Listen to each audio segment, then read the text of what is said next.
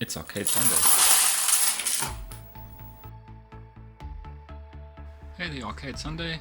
This is just a little video in response to a channel called What's on My Shelf, and the video is Welcome to Retro Room Tours. Be sure to check it out. Very good message there. Unfortunately, I don't have any pictures of my gaming system or my room from back in the day. So instead we are here in my back office where I do workshop stuff. And this is what I've kept on the top shelf. It actually came from there. Yeah. In the meantime, this is what I have left of my retro game stuff. Unfortunately, I had a large collection that unfortunately got lost somewhere during a move. I think somebody stole two very large boxes full of Super NES stuff. I had PlayStation stuff, I had Nijicon, I had Gun Cons, I had a Dance Mat for Dance Dance Revolution, or Revolution was it? So many Super NES original cartridges from USA, and some Japanese imports too, with an adapter to fit into my US Super NES, which I ran on a PAL TV, but yeah, through a converter. In any event, this is what I have left of whatever. Excuse my dirtiness, it's very dirty in here. Okay, here's inbox Mega Drive 2. It's brilliant, 16-bit graphics and 500 games available. This was a real cool system. I had the original one too. In fact, I had two of the original Genesis. Or we didn't call it Genesis here, we called it Mega Drive, along with the UK lines. And this one is a PAL version, as you can see. That's the UK Mega Drive imported to South Africa. So, and I had the this one here with the 6-button control, which was a big deal because then you could play Street Fighter 2 and Mortal Kombat and various other fighting games on the Mega Drive for the first time. Right. Now this is something. This actually wasn't mine at the time. Unfortunately, this actually was given to me by a colleague. His name is Kent. He's now moved to Ireland, I believe, and he decided to give me some of this retro stuff that he had lying around. He had no use for it. This is a ZX Spectrum. This is a ZX Spectrum, obviously. I'm yet to actually cook this up and try it out. I don't have a TV with coax in, so I might have to maybe RGB mod this if possible, or something along those lines. But yeah, that's Sinclair Spectrum. Now, of course, everyone had to have a joystick like this, didn't they? Look how dusty this thing is. This is an aftermarket joystick, obviously. It's a Spectra Video branded one.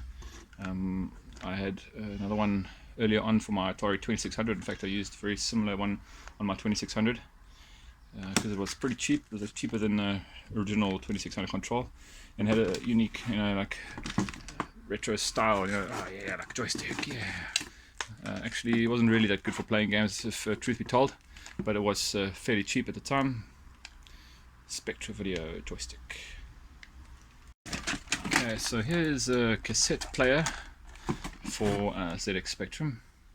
Again, this needs to be really cleaned up, and Kent, if you're watching, I'm sorry I haven't cleaned it up yet. I haven't done anything to it yet, but I'm waiting for the day to do it. It is all stored in plastic, so it should be fine by the time I get to it. But yeah, it's a tape drive. For those who don't know, we used to have to load games off tape drives. A whole bunch of tapes for the ZX Spectrum. Another oddball joystick. Again, this would fit into a 2600 or ZX or Sinclair. It's got the official like 2600 style connector. Again, very oddball, a bit shorter than the other one. It's actually probably a bit better to play with this one. It's actually micro switched, if you can hear that. Pretty interesting for the day. Everybody hated these things.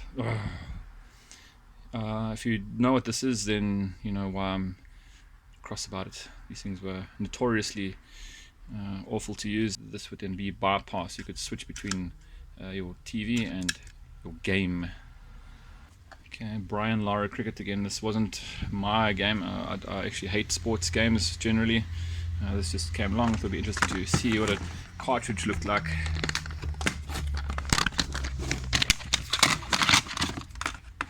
from the day, Brian Lara's cricket.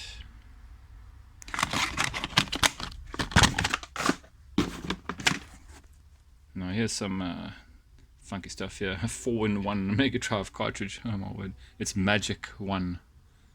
4-in-1. Sonic, obviously, Flintstones, Tiny Toons, Taz. In fact, this is a terrible combination of games if you ask me. I think Sonic is probably the only one I'd actually play. I know some people do like these other titles. I just really don't like cartoony style stuff. Honestly, I never have.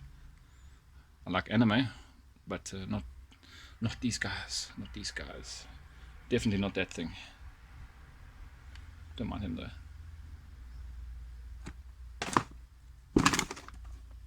True Lies, starring Arnold Schwarzenegger. Yeah, don't know what this is about. Never played it. Just came in this box here.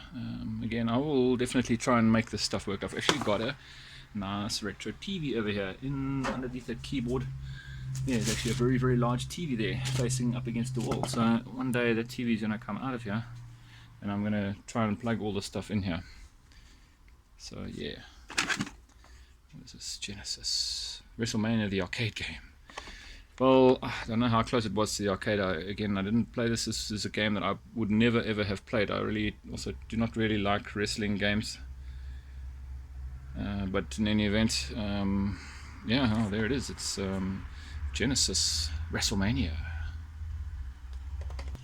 Now there's a bunch of other random stuff in here. There's just other cassettes and AC adapters, etc. I won't go through everything here, but oh, that's interesting. That's interesting. ZX Spectrum Plus user guide. Very cool. This is all original and probably tells you how to do some programming. Yes, it does. A lot of these older computers would actually come with magazines and things, would have a bit of code you could type in yourself and let it run. It's like a basic type of operating system that you could just type on the command line, a program directly onto the command line to make it work.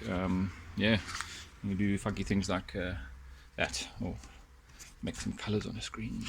But it was very interesting. You make some geographic shapes and stuff. Yeah, it's pretty cool. Sketchpad and example. Yeah, this is a very cool little manual to have. It's a good starting point for if I get that machine to run again, somewhere to actually start and do something with it. Pretty cool. Again, Kent, if you're watching, I really appreciate all the stuff. I will get to it, so don't worry.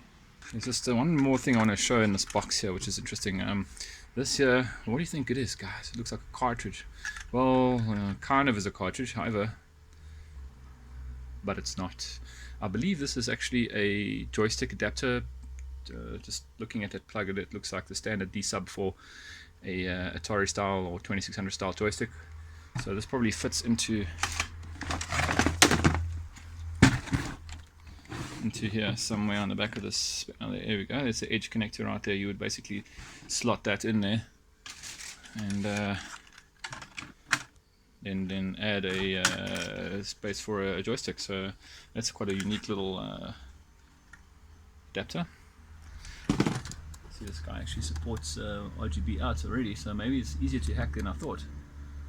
That's interesting. And composite TV out. Okay, so this actually might be quite easy to get going, quite honestly. Anyway, I'll give that a go at some point.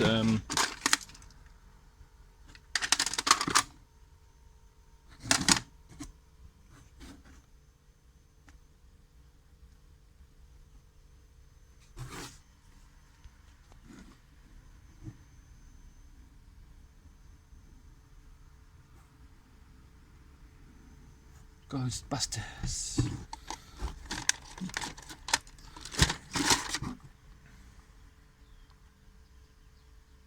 About David Crane. David Crane was actually sounds like quite a famous name.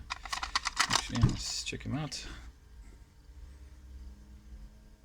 Yeah, it'd be so cool if this cassette still worked. Original Ghostbusters, 1984 by Activision. Oh, so cool. It's in good condition actually.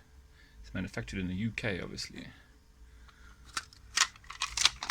Okay, here are all the cassettes, game cassettes. Jungle Trouble, Zoids, megabucks, 180. Cosmic Cruiser, the name of the game. Imagine they did a lot of retro computer stuff for retro now, but back in the day they were quite a big name in games. SAS Operation Thunder Flash, Helichopper, Gorgon, Starfirebirds, Super G, man, Ultimate, play the game, Gold Rush, interesting. Oh, one more thing. I just found, or remembered, I had this lying around too. This is the original guitar for Guitar Hero for the Xbox 360.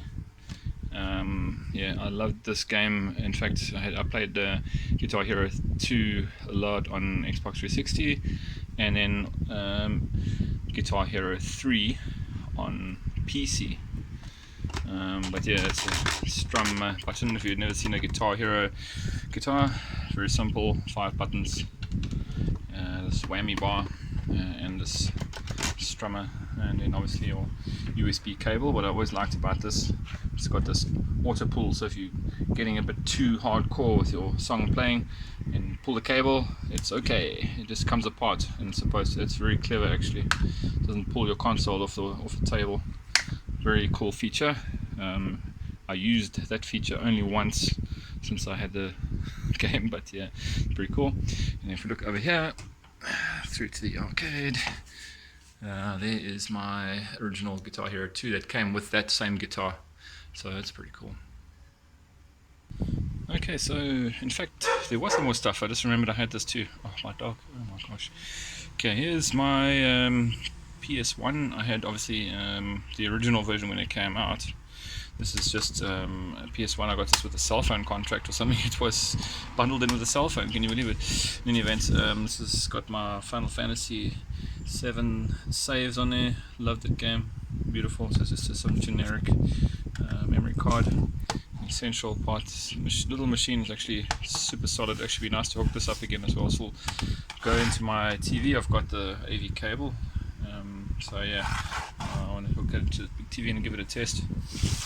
Okay, this is something that no one probably knows about except a few people. This is a arcade motherboard for a game called Rope Man. Now this does not look like a jammer standard at all. This looks like some crazy once-off standard or some proprietary standard. It might even be that a jammer edge fits in here and these holes are just not used, and these are the controls and whatever it is. This game never worked since I got it. This was just inside my first arcade cabinet when I got it, so it was just like part of the deal. And yeah, obviously this never worked. Looks pretty bad. But yeah, I believe the game was called Rope Man. The marquee of the machine said Rope Man, so I presume that's what it is. Another interesting thing, it was not so old, but this is a Atari Flashback. This had like, I don't know, 20 games on it. It uses these weird joystick things, odd, very odd. Pause, select, and then fire. I don't know. There's a few games, I actually can't remember what games are on here, but it was like a collection of 5,200 games and 2,600 games. Maybe I'll find what games were on this particular one, because there were 2 iterations or 3 iterations of this. In fact, it says Mini 7800. Okay, so yeah, that's what it is. Interesting. There's 2 of my original PS1 controls.